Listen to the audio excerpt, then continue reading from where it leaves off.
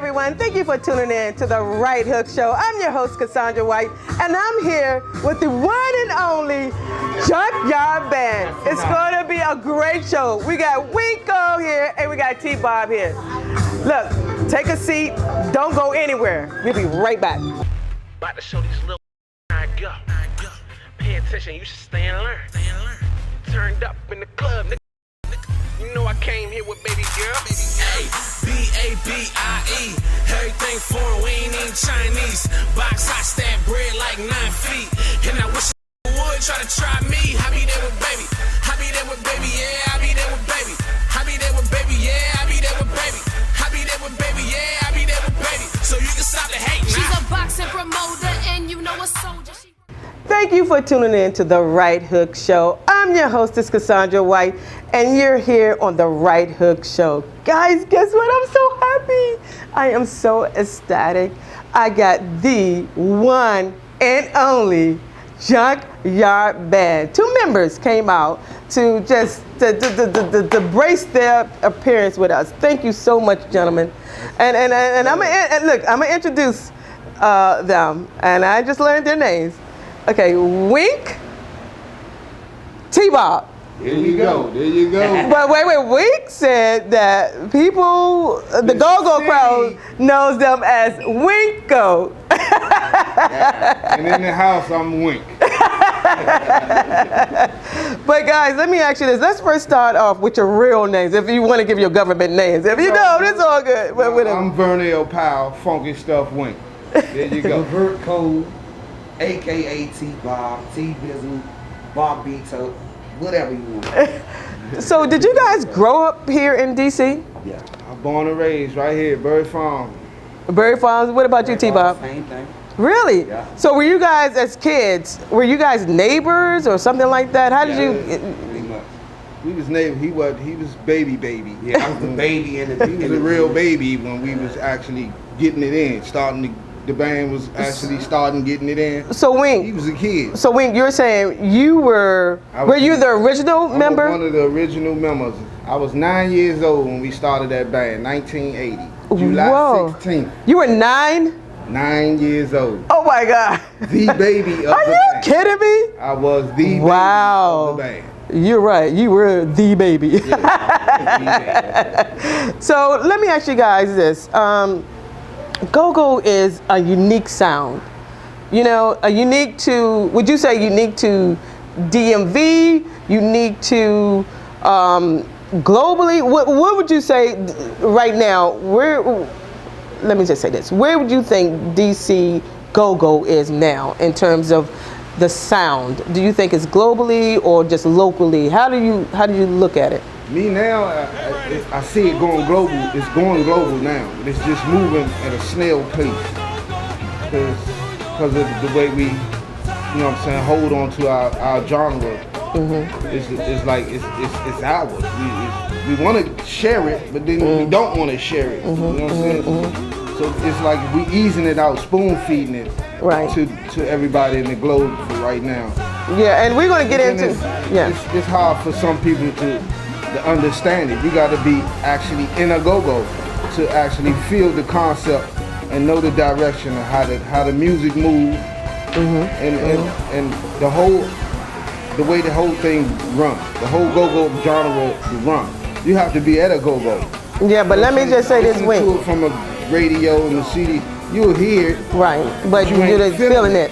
You know because you really gotta experience it live. But that's enough. We're a live-based city. Yeah, but that's a. We're gonna get more into that later on in the show. But I really want to get to how do you guys get into this music? Did you study it? Did you know, your parents? I mean, how did you actually? Let's start with you, T-Bob. How did you get into it? Well, me personally, I got into it like it was like I was born into it. It wasn't like I learned it. Mm-hmm. It was like my parents was deeply into the music scene. My father was with the Frankie Carter and the Dreams, so it was already embedded in me. He was a singer, correct? Right. Correct. And so you had that I already in had it. it in me. Yeah. Yeah. What about you, Wink? It was in me. through my father, my family, on my father's side. My father played the bass. He more so a hood musician. You know what I'm saying? They played in the hood, in the farm. They had a little band in Berry Farm. My uncle Leroy played the drums. My dad played the bass. A couple cousins sing and all that. That's how they did in the farm. That's how they got themselves through the day around Berry Farm back in the day before I got here. So when I got here, I was inspired through Mass Extinction, Reyes and the Boys, Ray Asses, Trouble Funk, Air Raid. All those bands was active. Wow. You know what I'm saying? And when they came to Berry Farm, this is the one summer, I think it was 79. Mass Extinction came down Berry Farm. Down in the picnic area. Got a little stage area down there. They set the stuff up. They was pulling the speakers out of the truck. Everybody was amazed. All the little kids was like, what are those? What are those? You know what I'm saying? So once that big truck pulled up, everybody just wanted to see what was coming out that truck. And then we seen they putting stuff. Then we seen the instruments come off the truck. Everybody was like, oh.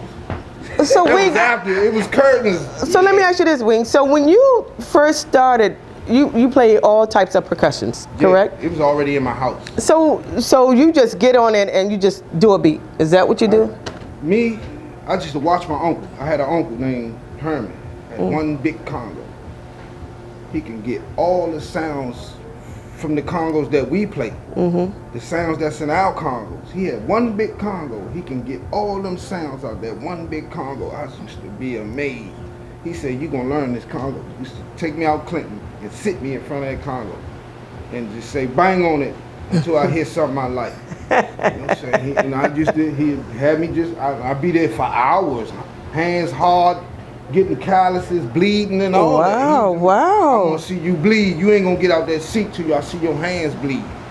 And he used to have me sitting right there for a long time. And T-Bob, And then I started getting rudiments in my wrist. You know what I'm saying? Then he started sitting with me, showing me little stuff. And I just started learning. And then when this go-go stuff really started getting into me, I already had the feel now. You know what I'm saying? Right. I knew what to listen for. yeah. So when the Junkyard Band came to play, I was right there where I needed to be. At 9. At 9. At 9 years old. I was too young. They kept telling me I was too young at first. But my dad walked down there and said something to Big Dirt. Next thing you know, I was playing. So T-Bob. And then I didn't play, actually start playing on no drums or banging on nothing. He had me on the bike. I started learning how to sing, hold a note, and dance in a sequence step. You know what I'm saying? I was learning all that. So you were just an energetic young man. Yeah. You know, I just had to be in there. It just had to be in there. My dad just like, that's where you need to be at. Right. I need you right here. Right. Because I know if you right here, I can go to work at ease. Right. I can go do my job and come home. I ain't got to worry about my child running around the neighborhood. Well, that was good because a parent always want a child to have something to do in the neighborhood because I don't mind. You know what they say about And then that. my mom was like, when she went to meet our manager Mo and Big Dirt, she was like, first thing came out of her mouth, who's gonna be responsible? Yeah. And once Mo said, Miss Lump, we got him. Did he know how to play? Can we have him? Who's responsible? That's all she kept saying. Mo said, I got him, Lump. I got him. He gonna go to school, do everything he need to do. I got him. All right, he can play. But before, let me ask T-Bob. T-Bob, we were talking off camera, and you were talking about, I think Wink said that you can go in and fill in. If someone doesn't come in on time or whatever it is during the show, He can go fill it. You can go fill it. I'm the man for that pop in the band. So that means that if you want to play the drums, you can go and get on the drums. Go get on drums. drums. If I want, If I'm late, I can't come to my show, he got to do it. I'm right there. Yeah. So I mean, I'm like the reliever for the band. so how did you learn how to play an instrument? Well, me personally, it was already. It's about ear? It was already in me. So you could just see someone playing it. Take to it, and Wow, that's that looked interesting. And then once I got into school and all that, Yeah. I went to Duke Ellington, of course, they kept me up on my chops. And throughout junior high school, I was still in the marching band and all that. Well, let me just say this. I was doing some research on you guys, and I saw you guys had the mayor awarded you guys the Proclamation Day. Right. That means you have your own day, Junkyard Day. I think it was it January the 18th or something? It's the 18th. The 18th. You guys have your own day. Wing, I mean, what is that like? How did you feel when you found out, A, that you were receiving this, and B, you know, did they call you first? Did they call your manager? Who did they call and let them? They called the manager first. Let the manager know we get ready to honor your band for all the work that y'all did for Ward 8 and this DC period. All the lives that we helped change, inspired. You know what I'm saying? Just a lot of the hundreds and thousands of kids that we kept from out of trouble. You know what I'm saying? Wow. So that was a gift for us. You know what I'm saying? And that was big for Berry Farm. That's amazing for Berry Farms. I mean, one of their own have their own day. I think that's exceptionally. And then there's so much history that just come from out that one neighborhood period. Far as for the whole District of Columbia. Oh, absolutely. And that was the first project of the whole District of Columbia. You're talking about Berry Farms Berry and Farm was yeah. the first project community of Washington D.C. That was the first project. Do you guys remember your very T-Bob? I don't think you were with them at the time, but your very first performance as a band, Junkyard Band. Where did you guys perform? Do you remember that? Performance or a big performance? You know, just not a big performance, just your regular performance. Where did you guys perform at? Just as this young band and just getting out there because you got all these kids together. Where did you guys perform? Do you remember that? Boy Elementary. Boy Elementary. And we charged 10 cents. Charged 10 cents to get in. And it was crowded with a lot of kids in there. Really? So do you remember that? 400 little kids. And we just started this band like 2-3 weeks ago before that day. So were you guys all in sync, you know?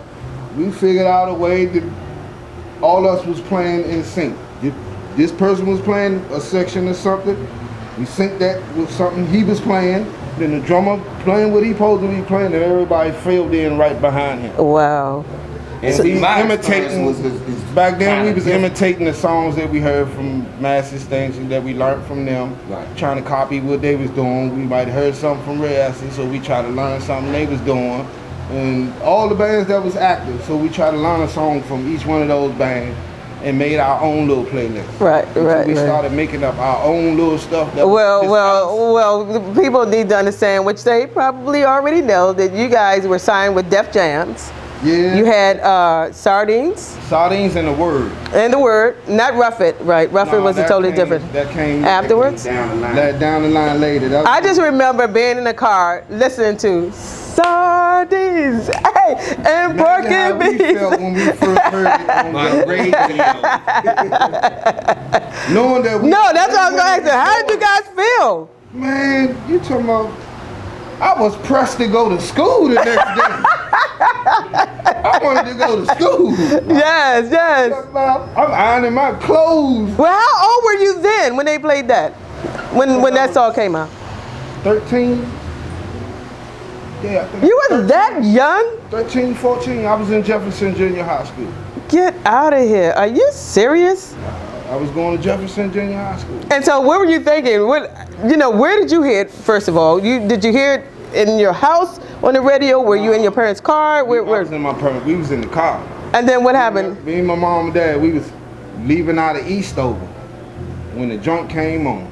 My dad pulled over immediately and got out the car. He was dancing and everything.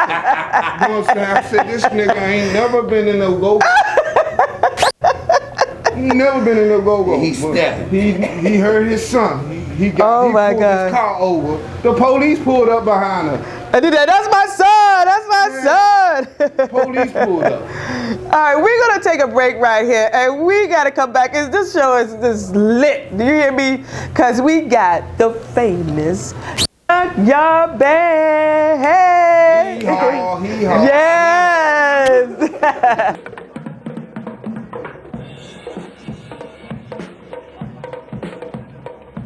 All right, ladies and gentlemen, all the way live from Southeast DC, the Berry Farms Junkyard Band and Show.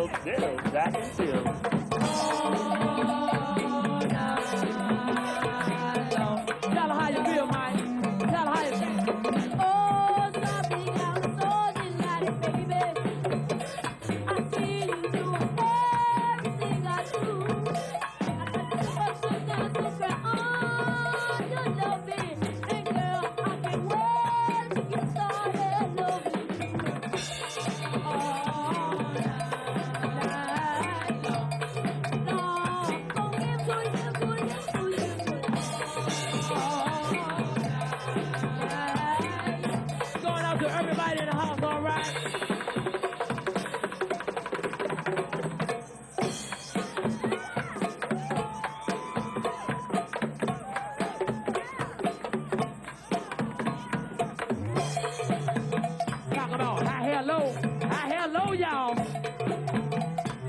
Hey, hello, you about ready, Mo? Man, I know somebody out there in the city, somebody else they want to meet. You better freak the lady. And all that I need, and I'll be there for you. You keep it real with me. Good boy. You better be good if I were you. Who lose booty? Tear down this head.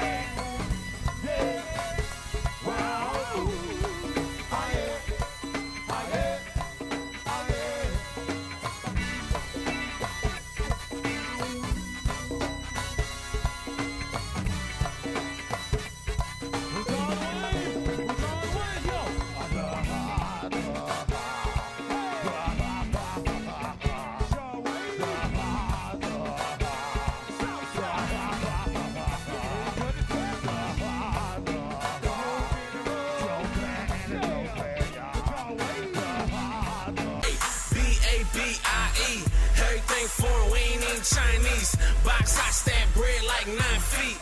And I wish y'all to try me. I be there with baby. I be there with baby, yeah, I be there with baby. I be there with baby, yeah, I be there with baby. I be there with baby, yeah, I be there with baby. So you can stop the hate now. She's a boxing promoter and you know a soldier. She work with big Myth. If you get COVID-19, you'll recover after a few days. That myth is false. We're only just beginning to understand the effects of COVID-19 on the human body, as we're starting to see more and more people identifying as long haulers who are having symptoms for weeks, if not months after their initial infection. Continue to wear a mask, socially distance, and wash your hands. Together, we can keep COVID out of school. For ways to keep your community safe, go to backtoschooltogether.com.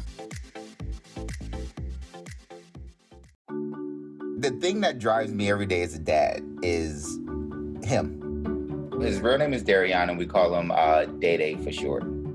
Every day he's hungry for something, whether it's affection, attention, knowledge. And there's this huge responsibility in making sure that when he's no longer under my wing, that he's a good person. I think the advice I would give is you don't need to know all the answers. The craziest thing was believing that your dad knew everything. So as a dad, you felt like you had to know everything. You had to get everything right. It's okay to make mistakes. Just do it from the right place. As long as it's coming from love, then, it kind of starts to work itself out. I want him to be able to sit back one day and go, we worked together, we did a good job. I'll say my kid's pretty dope. B-A-B-I-E, everything foreign, we ain't even Chinese. Box I stab bread like 9 feet. And I wish y'all to try me. I be there with baby. I be there with baby, yeah, I be there with baby.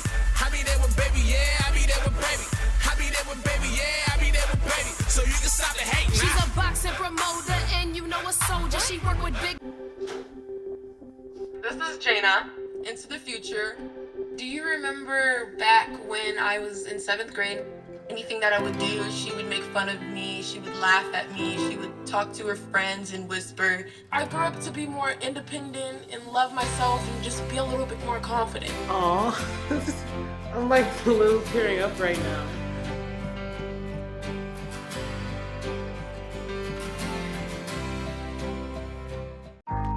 Even though there is so much against us, you will see me wearing a face covering because I care about myself and my community. You will see me as a woman who stands up for what I believe in. Join us in wearing a face covering to help stop the spread of the coronavirus, because this is one small act of kindness that has the power to make a difference.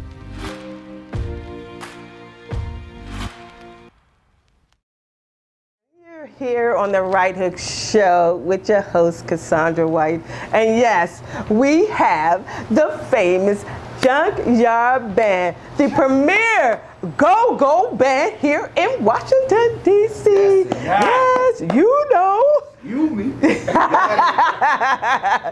Guys, when we left off, I think we were talking about your first performance and all that. But I want to talk about your experiences at Apollo in New York, the infamous Apollo in New York. How was that when your experience on that? Because I can just imagine that's a big platform then. Wink. It was a big platform. And for me, being probably like 11, 12 years old going up there, was amazing. But did you have fears? No. I'm pretty much a New York person anyway. My dad family is from New York. Wow. And the Dominican Republic. So everybody was in New York. So I already knew about New York. You know what I'm saying? Just never had been to the Apollo. Okay, yeah. You know what I'm saying? I've been all through Brooklyn, all through the Bronx, all that. Never had a chance to go. And them never took me to see the Apollo. So when you walked on the stage, I mean, what are you saying to yourself? Wow, I'm here. What are you saying to yourself? I hugged that law.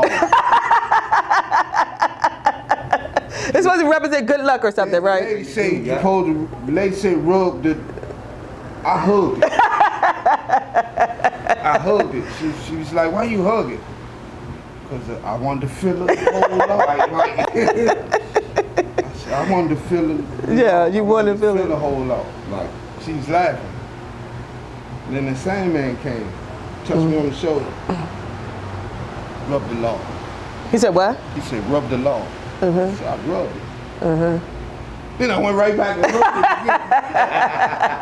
again. So what song did you guys perform? We did The Word. The Word? Yep. So how did the audience receive that? They already knew it. They was. I know, but how did they were up off the seats and just cranking? You had the older people was up.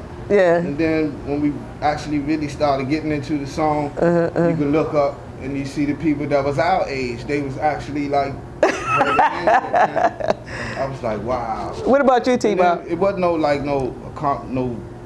one of the Apollo shows. No, it was a Def Jam show going on in there. So it was all the Def Jam artists, and we was being introduced. Right. You know what I'm saying? As the new Def Jam artists on the lineup, and they did that big show in there.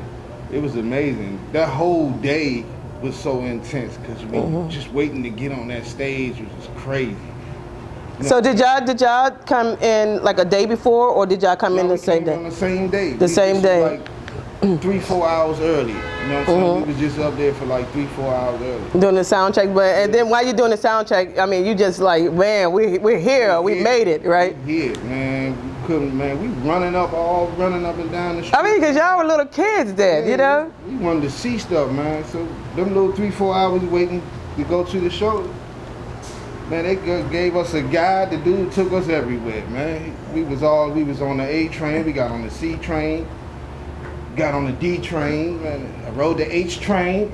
We was all over that joint, man. What about you, T-Bob? What was your experience like? Well, mine was kind of like different because I wasn't in the band with him when they did Apollo. I was in another band. Okay. I was with Young Experience at the time. So and that was a go-go band? It was a go-go band in the district. So our goal was to get where they was already at. So when we went up there to do it, it was like we from the local DC band, so they couldn't take to us like that. Right.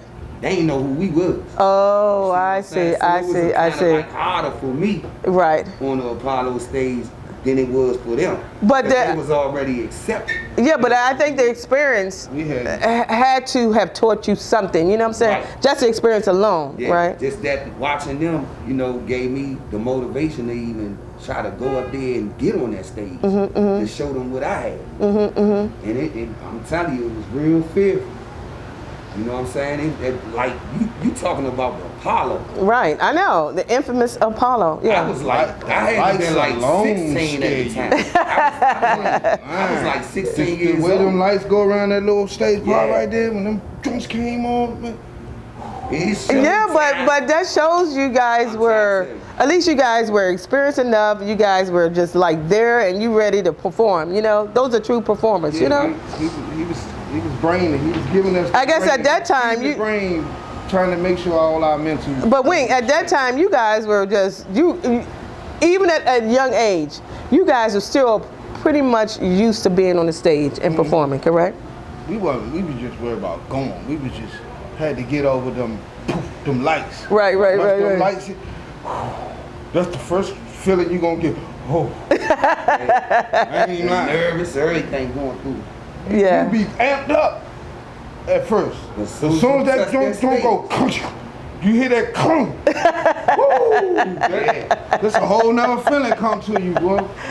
It's like, boy, you got to be hard. You got to get that shit right then and there. You ain't got but a half a split second, and you better be ready. Yeah. Let me ask you. I always wanted to know from you guys, the go-go band and those, because you always have your little female groupies and everything. So how many baby mamas did you all accumulate? When I'm going to ladies, see, I try to ask the questions because I already know y'all want to know whether they got plenty of kids and they're single and all that. I try to ask, but they ain't giving me no answers. Hey, I ain't scared. I'm a real dude. Like, I got 6 of them. Oh, that's not too. I got 2. I got 8 kids. 8? You just said 6. No, I got 6 baby mamas. I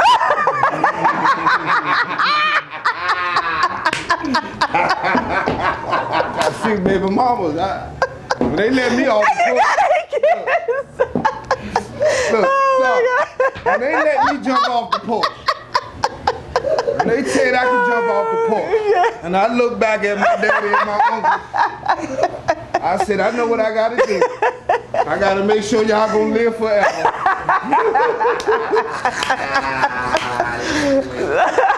So T-Bob, you said you only had 2. Only got 2. Wow, man, you got some making up to do, brother. Oh no. I just got 2. Okay, that's good to know. I mean, that's okay. Yeah, I go. Yeah, you do goes, my brother. Well, I hope you ain't going no more. Just settle down, my brother. He a soldiers, man. I'm done. I quit. Oh my God! All right, guys, let's talk about where you guys are looking at go-go and what the future is for go-go. Oh, man. The future is getting ready to be bright. Mm-hmm. Everybody just got to stay on their path that they on. Mm-hmm. Mm-hmm. Because they watching us. Right. And they coming for us. Mm-hmm. You know what I'm saying? The whole country, all these genres, R&B coming. Yeah. They want go-go. Right. Yeah, they want us. Yeah. Hip-hop already got a piece of it. You know what I'm saying? They just don't know how to control it. Right. You know what I'm saying? Rock and roll love it. You know what I'm saying? Jazz love it. Reggae love it. You know what I'm saying? All that incorporates through go-go. You know what I'm saying? You got all that gumbo inside in go-go. Yep. You know what I'm saying? We can give you a Latin base of go-go and you're going to be party. We can R&B you, soft you up, and you're going to be... like you're on the islands. I heard some of their music. Still party. Like I heard some of their music and the newer stuff you guys have out. Talk about that. We can righteous you in gospel and crank you, and you're gonna still receive that word. Right. You know what I'm saying? Go-go has everything in it. Jazz, calypso, everything is in go-go. It is. You know what I'm saying? It's go-go, gumbo.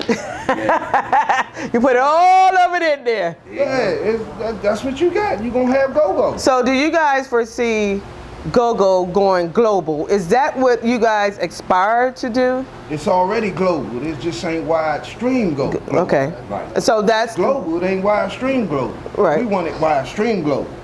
Got you. So the dudes in Jamaica, they making a Jamaican go-go band. Them dudes in the UK, they making a rock and roll go-go band. Right. You know what I'm saying? Over here, they making R&B go-go bands. Right. Like Tony. We got go-go bands like this now. Right. You know what I'm saying?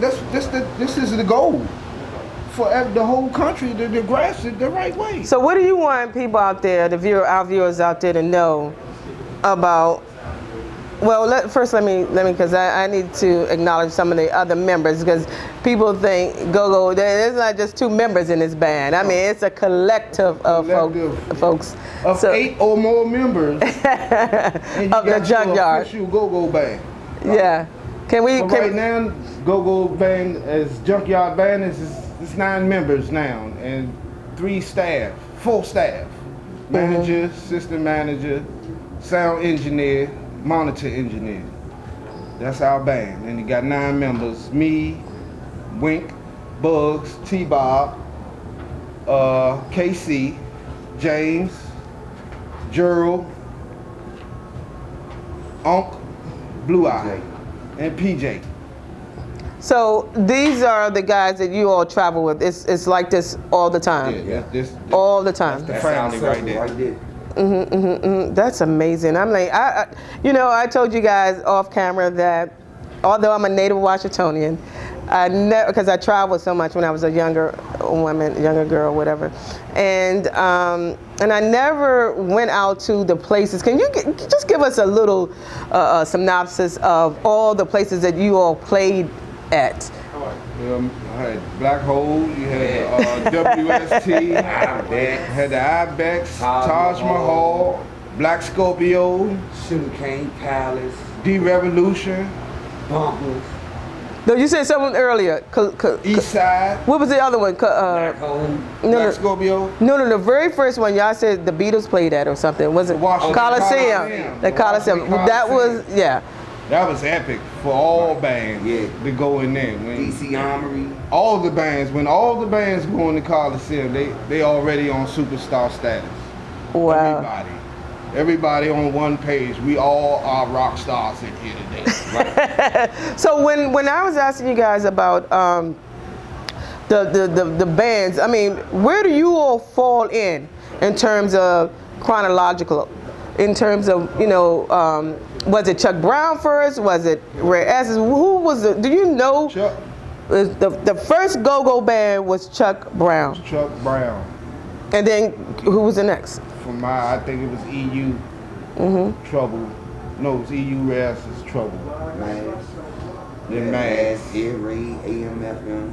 You had a lot of bands. Before you guys? Yeah. That's amazing because, and I do remember you guys coming in, yeah. The bands I spoke of, them was the bands that taught Jump what they know. Yeah. The bands that made Jump what they are. And so Godfather, when he has a title, Godfather of the Go-Go is Chuck Brown. He did. That's the daddy of the whole entity. You know what I'm saying? And the you whole got sound came from his band. And you guys was obviously you guys got a chance to meet with him. I did. I know I did. He was at my house daily, like on the regular. Really? So he knew your dad? Yeah. They was good friends. Right. I got popped inside the head with Bible and everything. You know what I'm saying? He was like the real dad. But how was the that? Real dad of Go-Go. Yeah, and I can say one thing about him. If he seen you come to us too. If you was where he was at and you was acting out, if he saw you, me being a kid, he saw me doing something crazy. Come here. Poop. What is you doing? Right. You know what I'm saying? And that's how he was. Yeah. That's Pop. You ain't gonna buck or say anything. That was our backbone. But wasn't it amazing how long he performed as this artist, as this go-go artist? You know what I'm saying? Because what was he, like 70 something when he died? Yeah, 73, 75, something like that. 70 something. And that was amazing to a lot of us that he lived that long and he was active that long. And I got to share that experience and party with him on his birthday before he passed and all that. Really? When he did the Capitol Lawn. Yeah. Even while he was here, the last show that I while he was here, experienced. Oh my God. Yeah. You can see the cycle of how DC changed. You can actually really see the cycle. Wow, guys. And you could say that one thing about Pop, he was worldwide.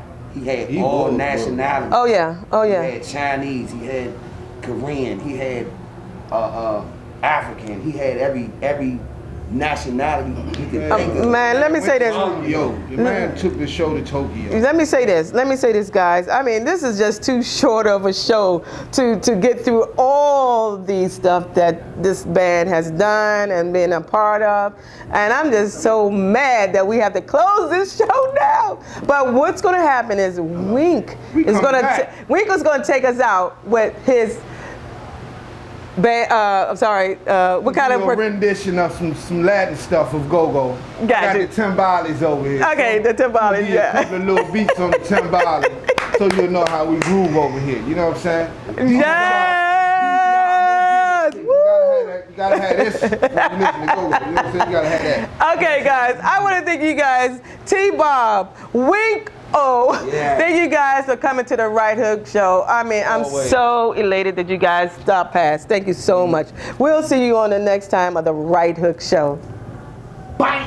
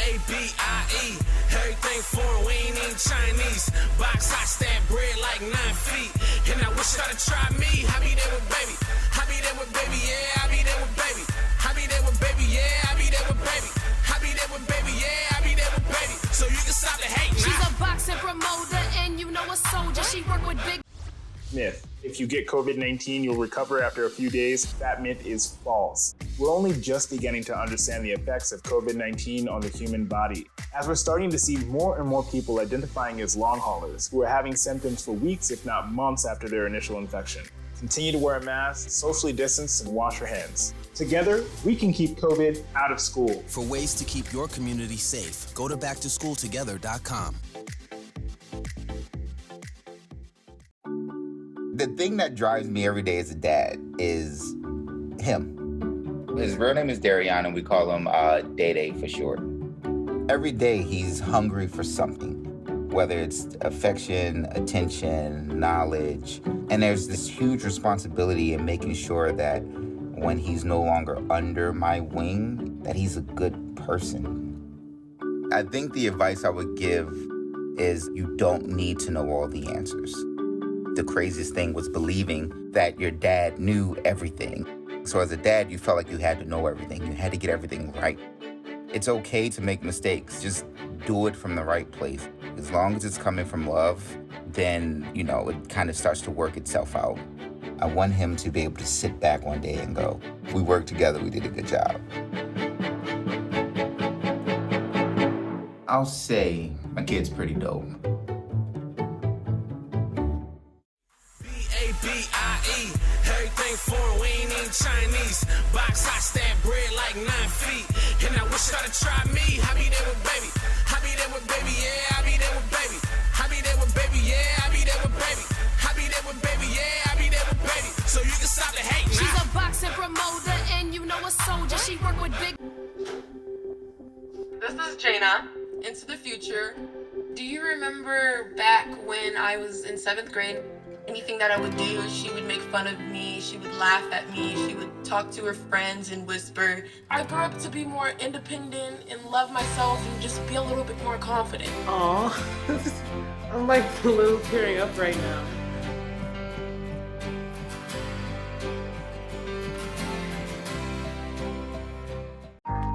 Even though there is so much against us, you will see me wearing a face covering because I care about myself and my community.